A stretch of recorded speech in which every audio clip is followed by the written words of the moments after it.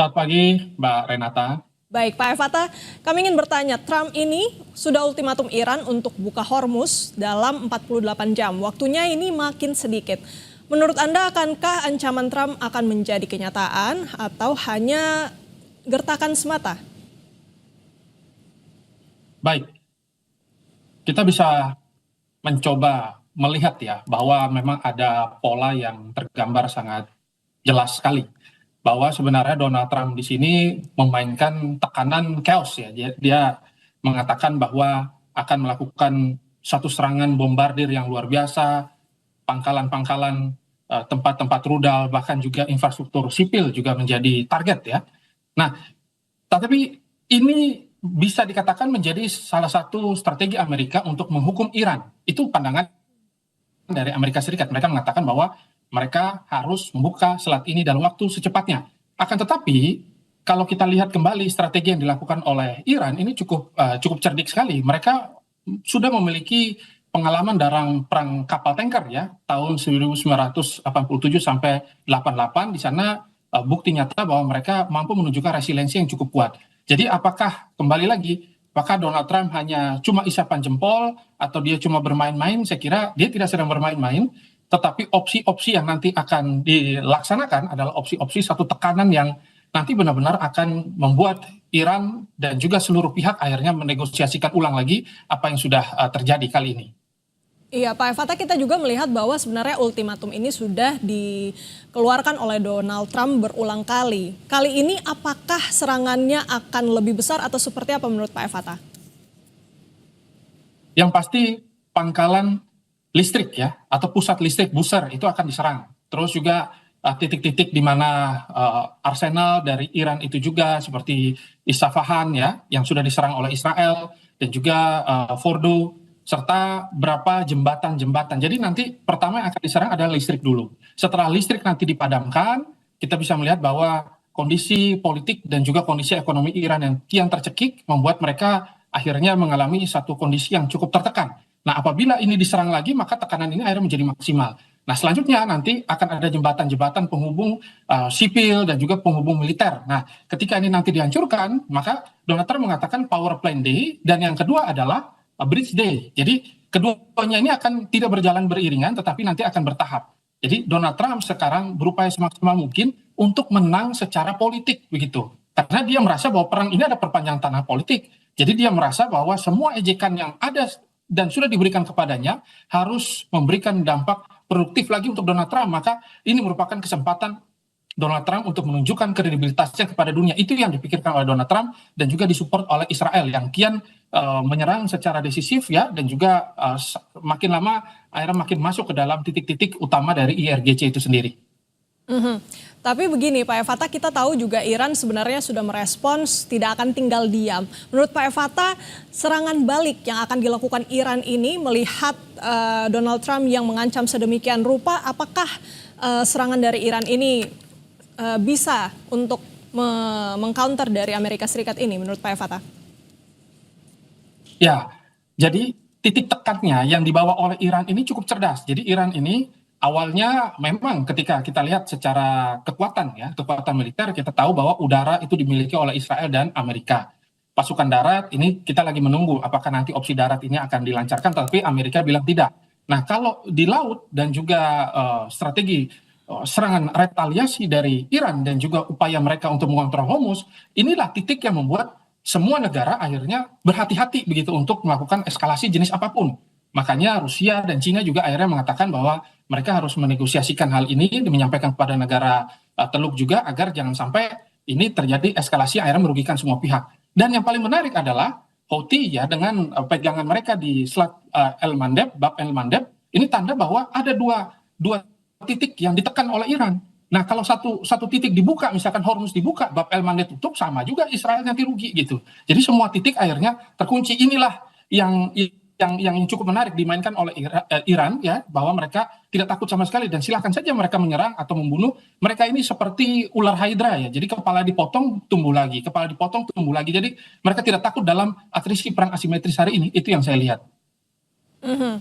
Sudah ada respons juga dari Iran, tapi yang kita tahu kan sebenarnya juga jalur perundingan ini sepertinya masih juga jalan begitu ya dari Iran dan US. Nampaknya masih ada negosiasi begitu. Nah ini seberapa seberapa tinggi harapan untuk akhirnya diplomasi itu bisa berjalan lancar dan tidak ada eskalasi yang semakin meningkat, Pak Fatah? Ya, pertama, negara-negara seperti Cina dan juga Rusia ini memainkan strategi axis of evasion. Jadi mereka itu menang perang tanpa mengeluarkan pasukan sedikit pun atau darah yang tumpah gitu. Mereka memainkan satu upaya untuk mendukung Iran, memberikan diplomasi, memberikan tekanan ya secara internasional. Mereka mensupport intelijen, mereka mensupport satelit-satelit mereka dan lain sebagainya lah. Tetapi kita bisa melihat bahwa kondisinya negara-negara tersebut belum menunjukkan satu tekanan yang benar-benar nanti akan mengubah situasi. Karena apa?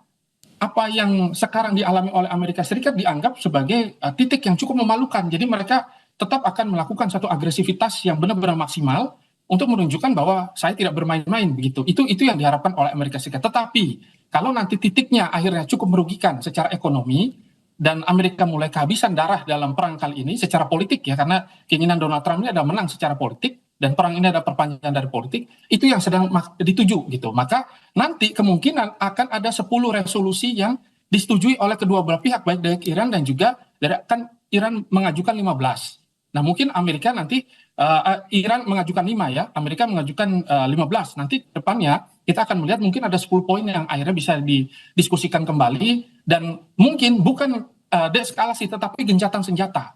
Jadi Amerika Serikat mengatakan bahwa kami ingin gencatan senjata, tapi caranya bagaimana? Nah Israel ini kan dia membunuh semua pimpinan-pimpinan politik yang akhirnya menyebabkan diplomasi ini tidak berjalan begitu. Karena kan sekarang kondisinya IRGC ini kan berupaya semaksimal mungkin untuk bertahan dan memberikan tekanan secara maksimal juga. Mereka mengatakan bahwa mereka sudah dihianati berkali-kali. Jadi makin sulit karena fakta antara yang disampaikan secara publik ya dengan fakta yang terjadi di lapangan ini malah berbeda tekanannya. Demikian. Baik, Pak Fatah, juga Anda menarik membahas bagaimana Tiongkok dan juga Rusia ini juga mulai bergerak ya dalam perundingan mengenai konflik di Timur Tengah ini. Menurut Anda seberapa efektif nantinya yang akan dilakukan baik Rusia dan juga Tiongkok untuk bisa setidaknya mendorong adanya proses deeskalasi di antara Iran dan juga Amerika Serikat, Pak?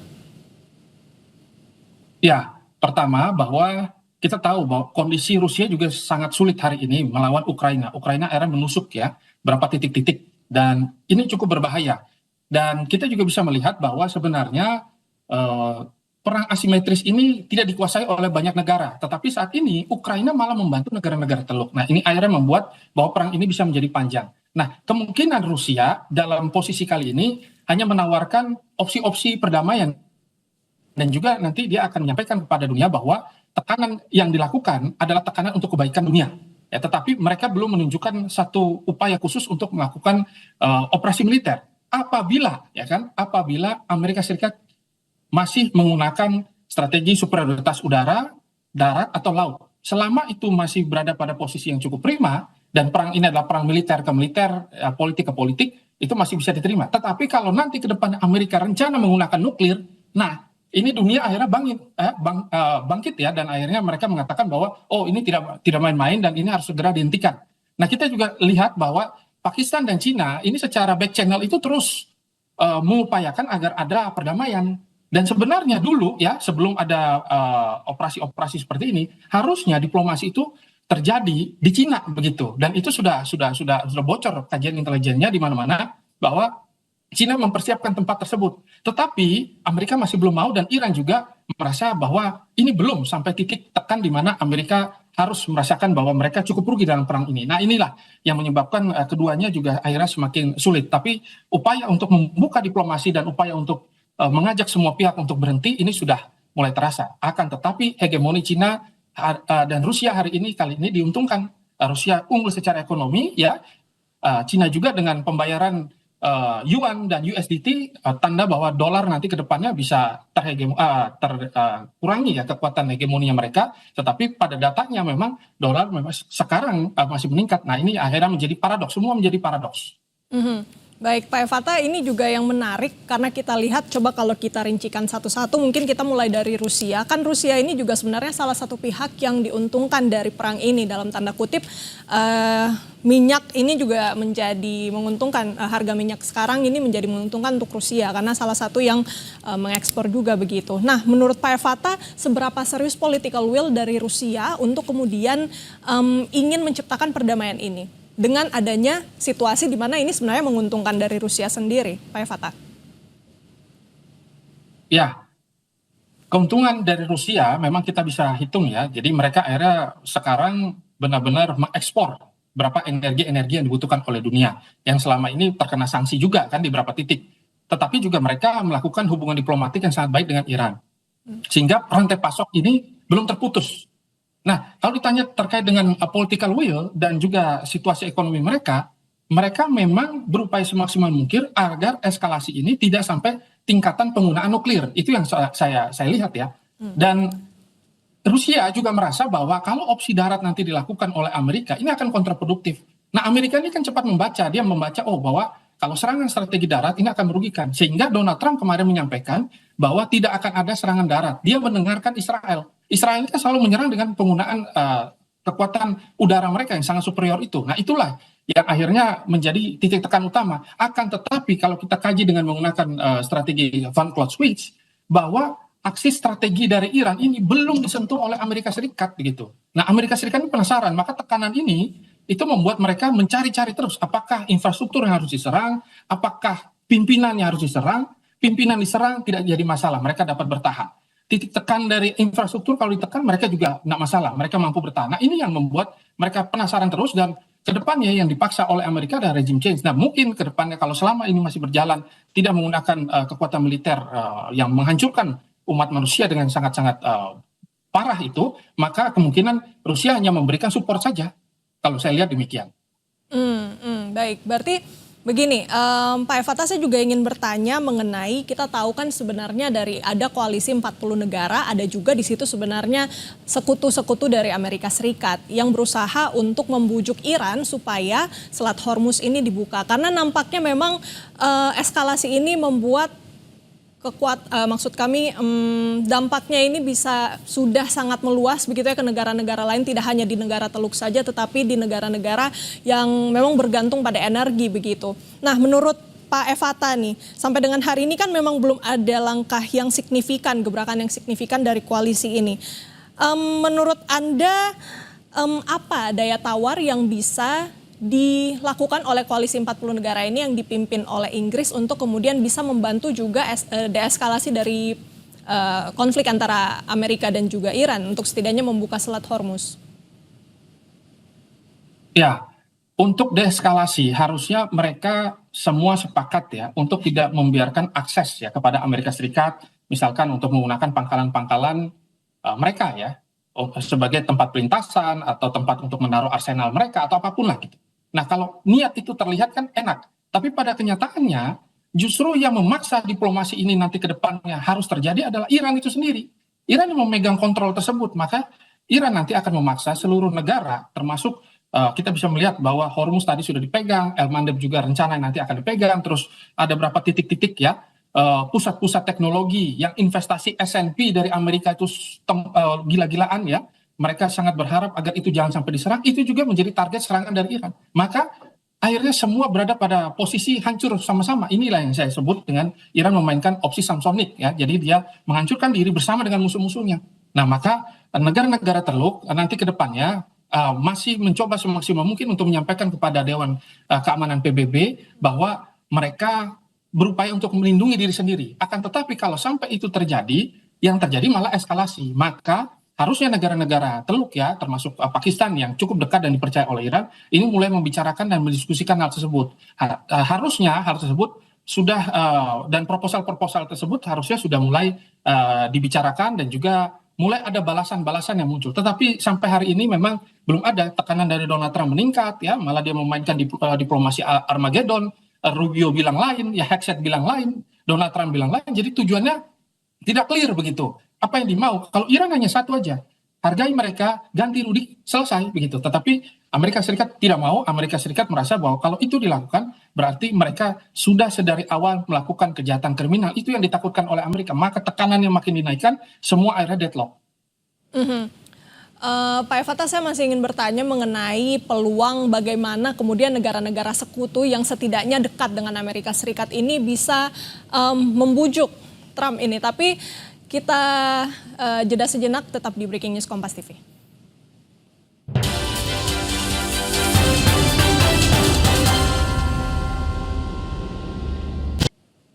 Saudara, kita lanjutkan perbincangan kita bersama dengan dosen ilmu politik Universitas Udayana, Evata Filomeno. Pak Evata, tadi juga saya sudah bertanya kira-kira apakah sekutu-sekutu dari Amerika Serikat ini punya setidaknya daya tawar untuk membujuk atau setidaknya menekan. Karena kita lihat ancaman Donald Trump ini sebenarnya sudah bisa dikatakan kelewat batas begitu ya, karena akan menyerang fasilitas publik dari Iran jika memang keinginannya tidak dipenuhi oleh Iran. Nah, menurut Anda ada tidak kemungkinan-kemungkinan itu untuk mereka menekan Amerika Serikat? Ya, untuk menekan Amerika Serikat dengan kondisi bahwa mereka berperang itu adalah bagian dari keuntungan ekonomi, ya, dan juga dalam setiap peperangan yang mereka lalui adalah pembelajaran berharga untuk mereka, sehingga sekarang mereka mengubah doktrin perang mereka yang awalnya itu menggunakan superioritas dengan biaya perang yang sangat mahal. Mereka mengubah itu semua menjadi biaya yang cukup murah ya. Mereka belajar apa itu asimetris ya, dan mereka menggunakan drone Lucas hari ini gitu, mengcopy apa yang dilakukan oleh Iran juga gitu. Nah, tetapi kalau ditanya bagaimana cara untuk melakukan diplomasi dan negosiasi, Israel dulu yang harus diajak bicara nih. Karena posisinya Israel yang benar-benar saat ini tidak ingin ada diplomasi sama sekali, dan Amerika ini kan mengikuti apa yang bukan diperintahkan ya, tetapi apa yang menjadi kehendak ya utama dari Israel itu sendiri gitu. Maka Amerika ini seperti gunung ya, dan Israel inilah yang sebenarnya melakukan serangan-serangan terus. Dan tekanan-tekanan yang dilakukan oleh Amerika, sebenarnya ada tekanan-tekanan yang didorong oleh negara-negara teluk gitu. Jadi negara-negara teluk ini tidak berada pada posisi netral. Jadi kalau misalkan tadi Rusia mengatakan bahwa oh ya kita sudah berbicara dengan negara teluk yang mana kan begitu. Tidak semua negara teluk justru mendukung begitu untuk menghentikan perang. Meskipun mereka menjadi serangan retaliasi dari orang Iran gitu. Maka saya melihat bahwa ada titik-titik yang cukup sangat-sangat makin mencekik di sini. Nah, tetapi siapa yang bisa menghentikan Amerika ya ataupun dalam perang hari ini adalah kehancuran ekonomi ya dunia gitu. Market collapse, ini kalau terjadi market collapse, semua akhirnya merugi, ya di sanalah mungkin Amerika akan kembali ya merasa bahwa mereka menyampaikan kemenangan dan mereka mungkin akan mundur. Tetapi betulkah itu menyelesaikan masalah? Tidak gitu. Karena apa? Seluruh teater yang dan biaya yang dikeluarkan oleh Amerika ini membuat mereka tidak bisa mundur begitu saja. Mereka butuh beautiful exit yang benar-benar ini harus saya sampaikan kepada dunia bahwa kami menang gitu. Nah, terus dengan strategi seperti itu, maka diplomasi dan juga intelijen yang bergerak selama ini gitu secara back channel. Maka ada bocor informasi proposal Charlie namanya yang sudah diinisiasi oleh negara-negara tertentu ya, terutama Cina, untuk menghentikan, dan dalam 45 hari itu harusnya sudah ada titik temu. Ini yang sebenarnya masih diupayakan, dan siapa yang bisa menghentikan? Hanya eskalasi militer dari pemilik hak veto yang lainnya, antara mungkin si Rusia ya ataupun Cina dengan kekuatan militer. Tapi kalau diplomasi saja tidak akan ada yang mau mendengarkan itu. Demikian. Jadi menurut Anda Pak Evata memang yang paling possible untuk kemudian menurunkan tensi itu sebenarnya dari Rusia dan China dengan hak vetonya, Pak?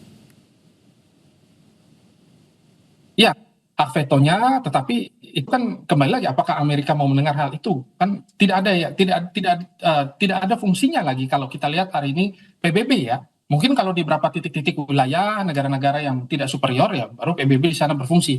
Tapi kalau ketika membahas 5 negara tersebut, ya, tidak ada satupun yang mampu untuk menghentikan hal tersebut. Hanya status quo dan kondisi ekonomi yang mencekiklah akhirnya membuat mereka kembali memahami bahwa situasi politik ini akhirnya merugikan. Nah, maka kita bisa melihat bahwa syarat-syarat yang diberikan haruslah bisa diterima kedua belah pihak, dan mereka intinya adalah ingin Iran menyerah tanpa syarat gitu. Kalau Iran menyerah tanpa syarat, sudah Amerika selesai gitu. Tapi Amerika juga merasa bahwa mereka harus mendapatkan keuntungan dari perang ini. Apa keuntungannya? Mereka ingin mengkooptasi minyak dan juga mereka ingin menjual itu dengan cara ya sesuai dengan apa yang mereka harapkan, dan juga hegemoni dari IRGC itu sendiri akhirnya hilang, regime change yang mereka harapkan begitu.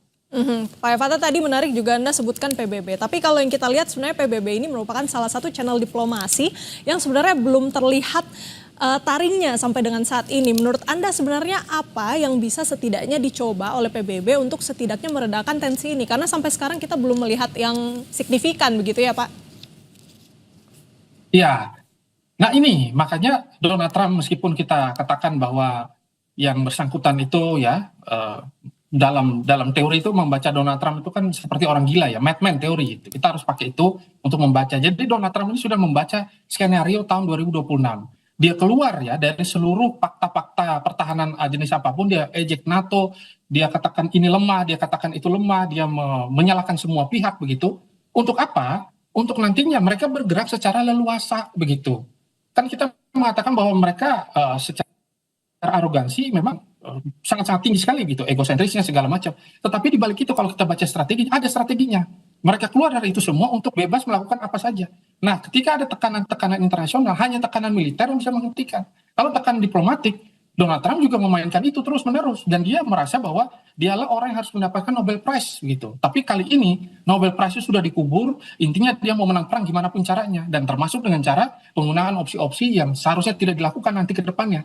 Nah, itulah yang kalau saya lihat ya, bahwa posisi PBB akhirnya tidak memiliki bargaining yang cukup kuat. Karena apa? Mereka mengatakan bahwa selama ini mereka yang mensupport PBB, mereka yang memberikan dana yang sangat besar, negara-negara lain tidak, dan mereka tinggal menyalahkan semua pihak, dan akhirnya dengan mereka sudah keluar dari bentuk-bentuk kerjasama strategis dan diplomasi apapun, mereka akhirnya memenangkan ya situasi ini dengan cara bertindak dengan bebas. Demikian.